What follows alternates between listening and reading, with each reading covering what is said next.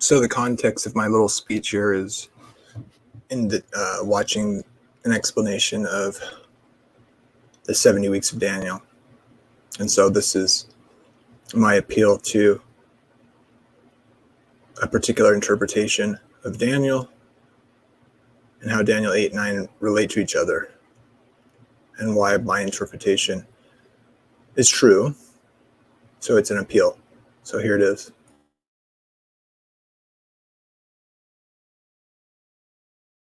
What it means is full, whole, or complete weeks. So what Daniel's really saying is for 3 full weeks. He's not saying for 3 weeks a day. It's a Hebrew idiom and therefore should be translated accordingly. So the word is the same, and it seems very arbitrary to me that we should translate it differently in Daniel 10, 5 verses later from the one we've been looking at. So to boil all this linguistic study down into a very simple point, the word is weeks. So the linguistic evidence supports the reading of weeks. The translate should be translated as weeks, and then one must interpret that, which we will do later. So this is in the context of why Daniel's 70 weeks are indeed weeks, not heptads or sevens. That's a construct which I start off mentioning here in my comments. That's the context of this.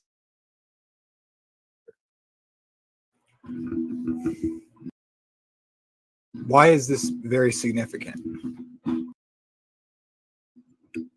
Well, in the past, Daniel's 70 weeks have been known as 70 weeks. A modern trend is to try to say that they're not 70 weeks. They're 70 heptads or 70 sevens of years. Why might somebody be motivated to do that? Well, because if one was to say the 70 weeks are weeks, then we have 70 weeks of days being in the text, which is clearly symbolic, a day equaling a year. Because, of course, everyone knows Daniel's 70 weeks or sevens, as some would try to make it be. If we have them being weeks, then we have a day for a year principle here in Daniel's 70 weeks. And then we might, if we were to be consistent, we might end up being Seventh-day Adventists and having a consistent hermeneutic in interpreting symbolic prophecy, a day equaling a year. But we can't have that. After all, if the 2,300 days, evenings and mornings, were to be days in some symbolic form, well, the Seventh-day Adventists would be right. Can't have that.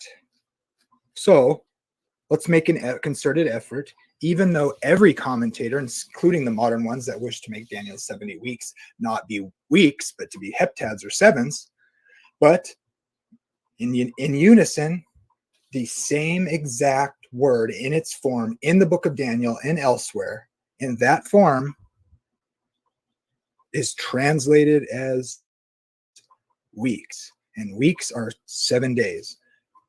So, and those others that try to make these into heptads or merely sevens, which you hear constantly, these same commentators admit that this same form of the same word in the same book of the Bible is appropriately and necessarily translated as weeks. And folks, weeks are periods of 7 days. Of course, all the reformers understood the 1260 and the 1290 and the 1335 to be a day for a year. So now we're faced with a dilemma. How can we misconstrue and be inconsistent as to not, maybe not all of them, lend evidence to the truth, I would argue. Make up an inconsistent scholarly consensus. We can't have the text looking like it says what it says. Now, is that a consorted? The reason I say all of them is because they may not have all interpreted them as day for a year. is what they did, though, is they understood the harlot woman being described in the apocalyptic literature as the Roman Catholic Church. And that really only would work if the 1260, the 1290 were years. And so, but I can't back up saying they all thought they were years, but I can back up that they all said the Roman Church was the harlot persecuting the saints, particularly when they interpreted 2 Thessalonians 2. And they tied that in. They all mentioned that particularly, specifically. But I would say that's the second pillar of the Reformation, that the Antichrist was the Pope. The system persecuting the saints. And that would require that those periods be historic, not a future event that hasn't occurred yet. Do you think justification by faith is the truth? I do. What do you think the harlot was doing? Obscuring that truth. Them's the facts. An effort? I don't know. Probably not. I'm not conspiratorial that way, but I think subconsciously that's what's going on. If we admit that these are days, it wouldn't look good for our interpretation elsewhere. So let's convince ourselves of something different. Mind you, this video, he's not saying that, but that's the inference, I would argue, why people have to insist they're not days. But if you take it seriously and consistently, and you think Christian history has something to say about it, or that the King James translation didn't make a mistake when it translated it weeks, what's motivating that is my question. The arguments don't work to insist that it's not weeks. It is weeks. And that's evidenced by the acceptance of the same word in the same sort of context as he described.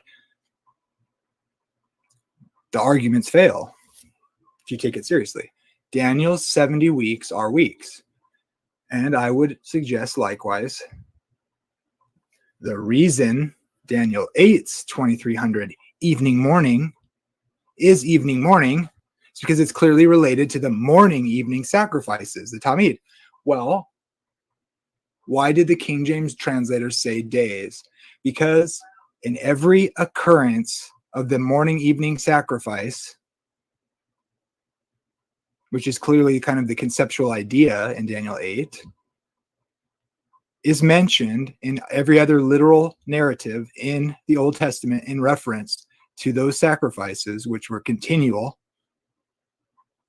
They were said to be the morning, evening sacrifices. But for some reason, in the symbolic book of Daniel, in the symbolic portion of Daniel 8, where everything is symbolic, in reference to the concept, they changed the order. Instead of calling it like it does in literal narrative everywhere else, the morning and evening sacrifices that were continual, Daniel 8, amongst apocalyptic literature and symbolism, it decides in that context, within the symbolism of the apocalyptic literature, to flip it to say, in reference, evening morning. And what is evening morning? Well, evening morning, an evening and then a morning is what the days of Genesis describe as one day. And so the King James translators, knowing this, and Christian commentators giving their interpretation in a majority, no one knew exactly, they hadn't put it all together. There's different ideas. I'm not saying it was unanimous, but they translated it days because that's what evening morning means. And even if it were to be literal morning evening sacrifices, which it's giving a concept to the context, let me ask you, what is it that the sacrifices on the festivals and new moons were meaning to symbolize to the ancients? Well, if you are a Christian, you know that God would provide the sacrifice. That it must be when Cain was doing a sacrifice and his brother Abel, and Abel brought the right sacrifice, but Cain didn't. What does it say? You were supposed to bring the firstling of your flock, a blood animal sacrifice. Your crops weren't good. Sin crouched at the door. When Abraham was told to sacrifice his one and only son, and he went, and God said, now I know you trust me. God stopped him, and God provided the sacrifice. What is God teaching? He's teaching the necessary way to reform humanity back to himself through faith, that is, trust in him, that he would provide the means that would annul the sin problem, but only through faith, that God provides what is necessary, because that was the problem in the first place. So what did the animal sacrifices mean to do? Why did they have festivals? Because God took them mightily by the hand out of the land of Egypt in their enslavement to the powers of the world. God did it. God told them to put the blood on the doorpost of the lamb, and the angel of death would pass over that household. And if you didn't put the blood over the doorpost, what happened? The firstborn of your house would die. What is God doing? He's teaching that you must come to him by faith so that he can make the necessary sacrifice to remove your sins. You can't do it, but you have to come to him and trust him to provide. And that's what those things represented.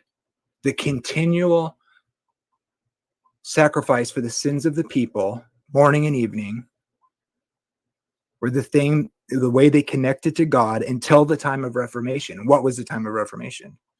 When God came down as a man and offered his sinless life for in place of the people. But as most Christians assert correctly, that one sacrifice for all was sufficient. But that doesn't mean we don't have a daily relationship towards God to be sanctified. So Christ represents the daily, the continual need of man to receive from God what is necessary to conform us into the image of the Son. So, that all being said, what am I advocating? I'm advocating that the apocalyptic literature, Book of Daniel, Book of Revelation, I assert would be more likely focused on the period of history that's the most needful for us to know about. The new covenant that calls back all nations and all people. If your interpretation of Daniel and Revelation puts a giant bald spot in what it's covering and warning us against, you deny what all the Protestants had different versions of in their understanding as it developed through Christian history of the eschatological picture. It wasn't fully revealed. There is no unanimous view. There's no majority view, other than if you think righteousness and justification by faith are the truth, then you believe the Reformation was a work and act of God, as the Protestants did, a necessary action to call them out of the harlot church, the church that had gone astray, and had replaced the truth about justification by faith, and had replaced God's ways with man's ways. That you had to merit it through what they declared to be the necessary means of your salvation, taking the prerogatives of Christ onto themselves and saying, you must come through our mediation, not that of Christ, where you can boldly come before the throne of grace. No, you had to do their invented paganish ceremonial acts that were not what Jesus gave us. So, who is your authority? A harlot woman? Or what Jesus gave us by his word? Jesus is the daily. He always was. Then the question is whether the word is decreed or cut off. And I will come